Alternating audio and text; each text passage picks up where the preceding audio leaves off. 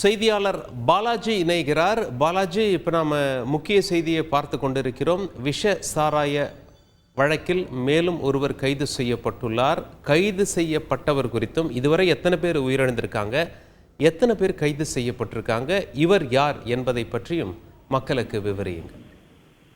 50க்கும் மேற்பட்டோரை பறிகொடுத்துள்ளோம். விஷசாராய வழக்கு தமிழகத்தையே உலுக்கி போட்டுள்ள நிலையில் தனிப்படை போலீசார் கள்ளக்குறிச்சி மாவட்டம் முழுவதும் அலசி ஆராய்ந்து வருகின்றார்கள்.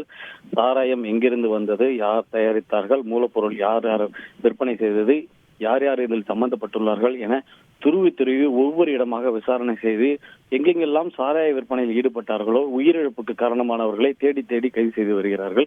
இதன் ஒரு பகுதியாக கள்ளக்குறிச்சி மாவட்டம் சேஷசமுத்திரம் பகுதியில் 3 பேர் உயிரிழப்பது காரணமாக இருந்த அதே பகுதியில் குன்னமேட்டு பகுதியை சேர்ந்த செந்தில் என்பவர் இவர்களுக்கு சாராயம் விற்பனை செய்து கண்டுபிடிக்கப்பட்டு தற்போது அவர் திருவண்ணாமலை அருகே கைது செய்யப்பட்டுள்ளார்.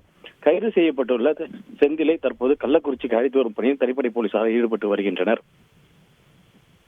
உங்களுடைய தகவல்களுக்கு நன்றி பாலாஜி.